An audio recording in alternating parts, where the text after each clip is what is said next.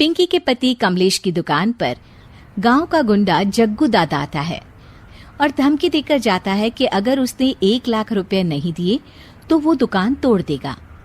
घर में सभी परेशान होते हैं। अरे सत्यानाश हो उस जग्गू का, अच्छा खासा लड़का था, पता नहीं क्यों गुंडागर्दी करने लगा। किसी की भी जमीन हड़प लेता है और अब हमारी दुकान के पीछे पड़ा है नास पीटा। मेरे तो कुछ भी समझ में नहीं आ रहा कि मैं क्या करूं। अरे बेटा, मैं तो कह रही हूं कि 1 लाख रुपए दे दो और छुट्टी पाओ इस जग्गू दादा से। नहीं माँ, मेहनत की कमाई है, ऐसे कैसे दे दूं? मैं तो 1 रुपया भी नहीं देने वाला उसे। अरे पैसा तो दोबारा भी कमा लेंगे, पर जान है तो जहान है। नहीं पिताजी, मैं नहीं दूंगा पैसे, मैंने फैसला कर लिया है। पिंकी कमरे में आकर सोचने लगती है, मेरे पति के ऊपर ये कैसी मुसीबत आ गई है। हे भगवान, क्या करूं मैं? तभी उसे जादुई पत्थर से आवाज सुनाई देती है, दन दना दन दन दन दन, जो चाहे वो तू बन। अरे हाँ, मैं भी कितनी भुलक्कड़ हूँ, मेरे पास तो जादुई पत्थर है, पर मैं क्या करूं? जग्गू दादा तो बहुत बड़ा गुंडा है, उसका सामना मैं कैसे कर पाऊंगी?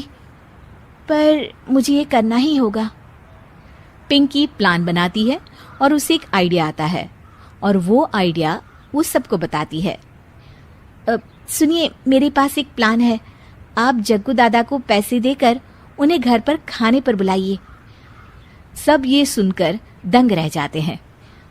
लो और सुनो, अरे वो तुम्हारे दूर के चाचा नहीं है जिसको खाने पर बुलाया जाए। जग्गू दादा है इस गांव में सबसे अमीर और 1 नंबर का गुंडा। ओफो सासू माँ, मैं जो कह रही हूँ वो करके तो देखिए। मैं आपको यकीन दिलाती हूँ कि कल के बाद जग्गू दादा हमें कभी परेशान नहीं करेगा। पिंकी के कहने पर कमलेश जग्गू दादा को रुपए देता है और उसे अपने घर खाने पर बुलाता है। अरे भाई, मानना पड़ेगा कमलेश, काफी तरक्की कर लिया है तुमने। 1 लाख रुपए तो बड़ा ही कम डोनेशन था। जग्गू दादा सोफे पर बैठता है और सबसे मिलने लगता है। अरे भाई, लता मौसी ठीक तो हो ना? सुना है घुटने में बहुत दर्द रहता है। हाँ बेटा, पर तुझे कैसे पता चला? अरे जग्गू दादा सारे गांव की खोज खबर रखता है, और वैसे भी मेरी माँ और आप तो बचपन की सहेलियां थी ना, तो आप तो हमारी मौसी हुई। मौसी कहकर 1 लाख रुपए का चूना लगा रहा है कमबख्त। तभी बेल बजती है और कमलेश दरवाजा खोलता है तो सब दंग रह जाते हैं। अरे एमपी साहब, आप आइए आइए।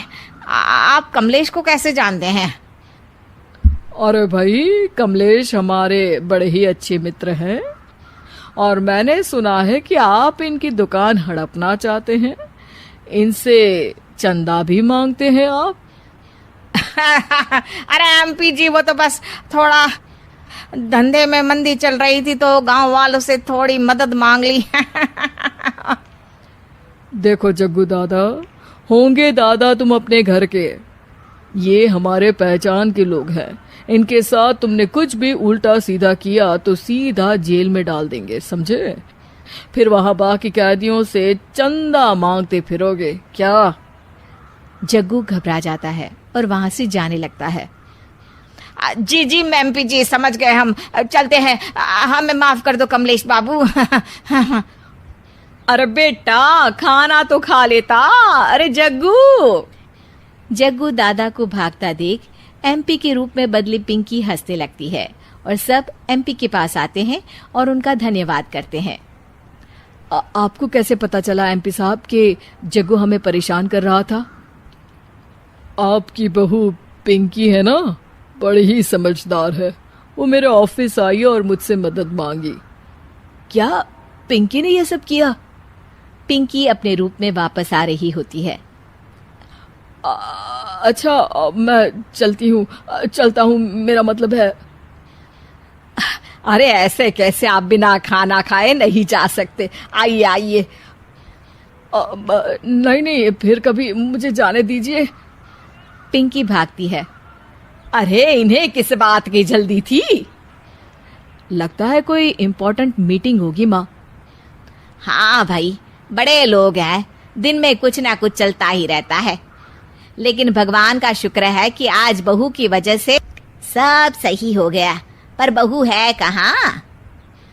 पिंकी घर से दूर भागते भागते अपने रूप में वापस आ जाती है। उफ, बाल बाल बच गई आज तो।